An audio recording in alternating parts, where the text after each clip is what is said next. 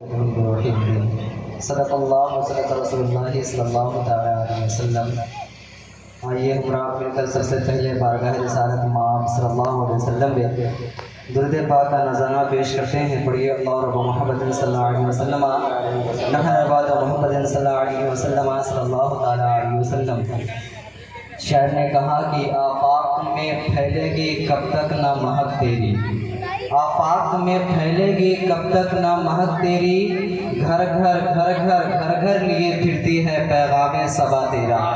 گھر گھر لیے پھرتی ہے پیغام صبا تیرا، اور ملک سخن کی شاہی تم کو رضا مسلم، ملک سخن کی شاہی تم کو رضا مسلم۔ جس سمت آ گئے ہو سکے بٹا دیے ہیں، جس سمت آ گئے ہو سکے بٹا دیے ہیں، اور کیوں رضا آج گلی سنی ہے، کیوں رضا آج گلی سنی ہے۔ اٹھ میرے دھوم مچانے والے، اٹھ میرے دھوم مچانے والے، میرے پیارے محترم عاشق مدینہ مجدد اعظم دین و ملت مولانا الشاہ امام احمد رضا خان فاضل بریلوی رضی اللہ تعالی عنہ کے زمانے میں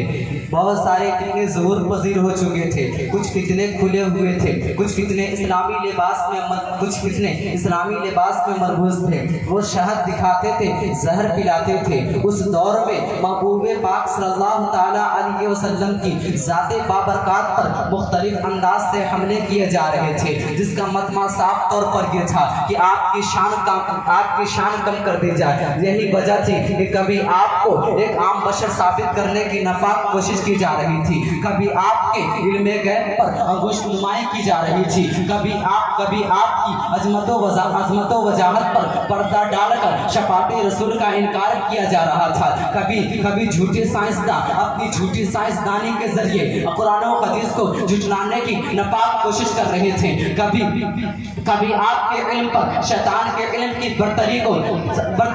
ثابت کرنے کی مضمون جسارت کی جا رہی تھی۔ اور حق تو یہ ہے کہ اللہ وحدہ لا شریک کے حوالے سے امکان کذب یعنی اللہ تبارک و تعالی جھوٹ بول سکتا ہے معاذ اللہ، ایسے گندے اور ناپاک عقیدے پھیلائے جا رہے تھے۔ مسلمان طرح طرح کے وہم و شکار میں مبتلا تھے، ایسے فتنے اور پراگندہ ماحول میں جب لوگ اپنی زندگی جی رہے تھے، جب لوگ وہم و شکار میں مبتلا ہو رہے تھے، تب اللہ تعالیٰ کے فضل و کرم سے نبی پاک صلی اللہ تعالیٰ علیہ وسلم کا معجزہ بن کر سرکار غوث اعظم کی کرامت بڑھ کر ہم سنی مسلمان کے ایمان و اسلام کی حفاظت کی خاطر اعلیٰ حضرت بریلی کی سرزمین پر اس شان سے جلوہ گر ہوئے کہ آپ نے اپنے علم و ہنر سے پوری دنیا سے قصر وہابیت اٹھا دیا۔ ملک سخن کی شاہی تم کو رضا مسلم، جس سمت آ گئے ہو سکے کی ہے یا رسول اللہ۔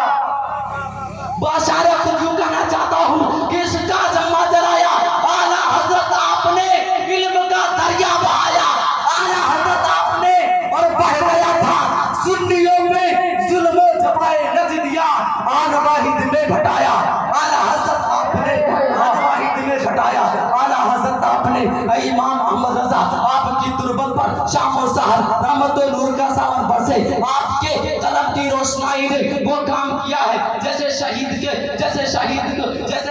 کی لہو اسلام کے لیے کام کیا ہے۔ آپ نے اپنی زندگی کا لمحہ لمحہ اسلام کی بقا کی خاطر وقف کر دیا ہے۔ تبھی تو ہم سنی مسلمان اپنے عقیدت سے قیامت تک کے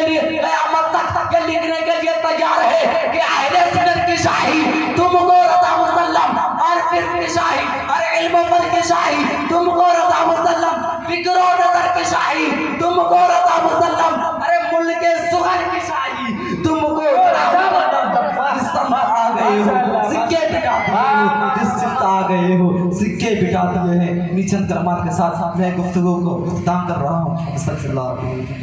السلام علیکم۔ ماشاءاللہ۔